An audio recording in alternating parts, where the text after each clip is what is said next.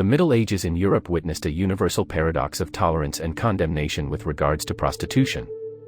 While technically a sin, prostitution was recognized by the Church and others as a necessary, or lesser evil. It was accepted as fact that young men would seek out sexual relations regardless of their options, and thus prostitution served to protect respectable townswomen from seduction and even rape. In 1358, the Grand Council of Venice declared that prostitution was absolutely indispensable to the world. In general, declarations proclaiming the necessity of prostitution were not quite so enthusiastic. Indeed, the Church did not hesitate to denounce prostitution as morally wrong, but as St. Augustine explained, if you expel prostitution from society, you will unsettle everything on account of lusts. Thus, the general tolerance of prostitution was for the most part reluctant, and many canonists urged prostitutes to reform, either by marrying or by becoming nuns. In fact, there were many religious sanctuaries set up specifically for prostitutes who wished to quit the profession. Prostitution in the Middle Ages was, much as it is today, primarily an urban institution. Especially in Italy, efforts were made early on by municipal governments to expel prostitutes from the cities, but to no avail. The demand was simply far too great, as not only young unmarried men, but men with wives and even members of the clergy considered themselves in need. Many cities tried to solve the problem by banishing prostitutes to certain areas of town. Often, these quarters turned into criminal underworlds, associated with the poor and the undesirables of the city, the most famous existing in Bologna. Vern Bullo provides interesting note, streets with the word rose in them, he observes, were most likely designated for prostitution during this period, as the phrase, to pluck a rose, was a common metaphor for the act of hiring a prostitute. Another almost universal restriction placed on prostitutes pertained to the clothing they were allowed to wear. In order to set them apart from decent women and avoid confusion, the Church required that prostitutes adopt some type of distinctive clothing, which each particular city government was allowed to select. For example, in Milan the garment of choice was a black cloak, while in Florence prostitutes wore gloves and bells on their hats. According to Bullo, a citizen who found a prostitute clothed in anything other than the official dress had the right to strip them on the spot. Many cities decided to take advantage of the situation and earn a little money, setting up municipal brothels with laws and restrictions prohibiting beatings of the prostitutes by brothel keepers, restricting the number of customers a prostitute might entertain in one day, and of course demanding a certain percentage of all earnings. In 1403, about 40 years after ending a long policy of expulsion, the municipal government in Venice established its own brothel in the Rialto, which has since become the traditional center of prostitution in the city.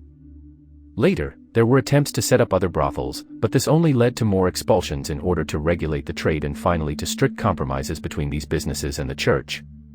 Those who argued against prostitution suggested all sorts of reasons for its existence.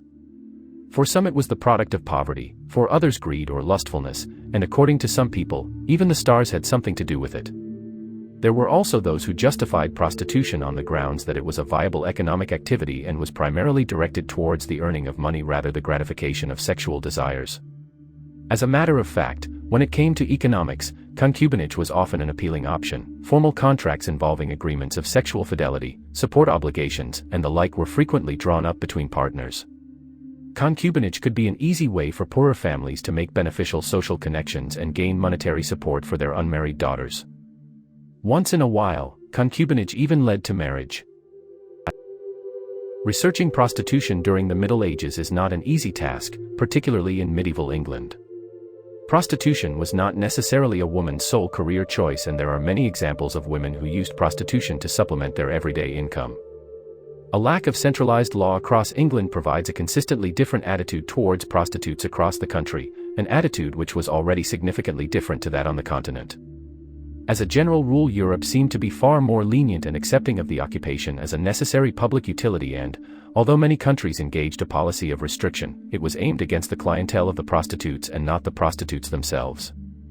In particular, married men, clergy, and Jews were forbidden to patronize them and faced heavy fines if caught doing so, while the admitting brothel faced no repercussions for allowing them entry. In early medieval France, prostitutes faced public humiliation in an attempt to repress the trade. However, in later centuries there developed a clear recognition that men, especially those who were unmarried, had needs. In recognizing these needs, the authorities also saw how money could be made from providing them with the necessary services, and so public brothels, managed by town officials, came into being. Providing they paid a weekly sum to the authorities, these women were allowed to ply their trade without interference or harassment. The rest of Europe was largely tolerant of sex workers.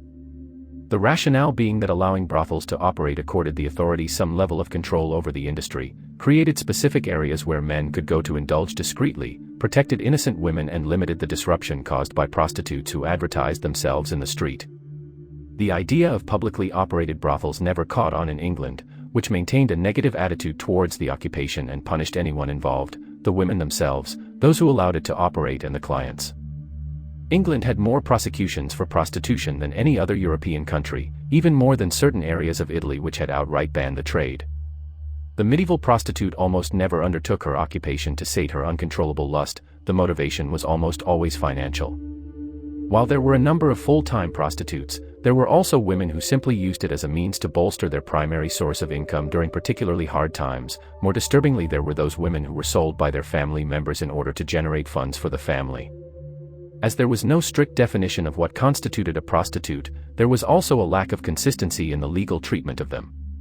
While in London the area of Stewside was unofficially designated the medieval equivalent of the red light district, in Coventry any single woman renting a room for herself could be arrested under suspicion of prostitution, which prompted the authorities to outright ban single women from renting rooms. In towns where prostitution was rife but uncontrolled, any woman wandering the streets after dark was presumed to be available for sale, and cases of mistaken identity resulting in violence were common. As such, numerous town cities demanded that prostitutes dress themselves in specific clothes to distinguish themselves from the general populace, with most requiring the ladies to don a striped hood. Particularly successful whores found themselves prosecuted for breaching sumptuary laws, laws which restricted the clothing, color, material, etc., that certain classes could wear, rather than the act which earned them the money for the finery in the first place. The punishment of prostitutes across England reveals a lack of concerted effort to deal with the problem, and more a series of superficial measures meant to act as mild deterrents, rather than to eradicate prostitution completely. In Southampton, a number of women pooled their resources and all moved to the same street to rent rooms from where they could sell themselves.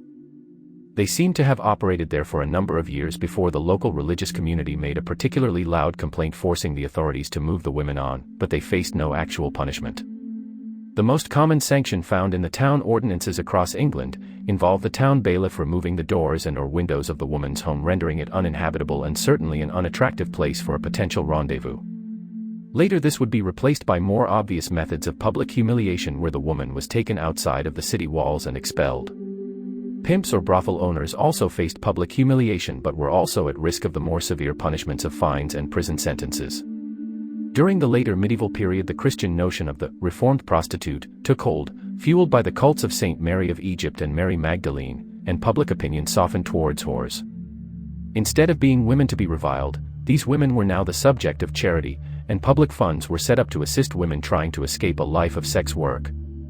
Despite this, in many areas women known to sell their bodies were not allowed membership of their local church until they had set aside their life of sin, though we should also point out that there are numerous records of churchmen being caught with prostitutes, the punishment for which was severe.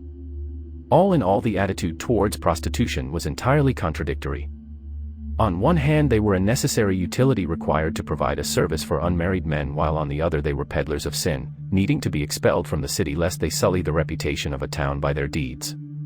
Better indeed to have been a prostitute in Europe and enjoy an interference-free, entirely legal life, albeit at a price.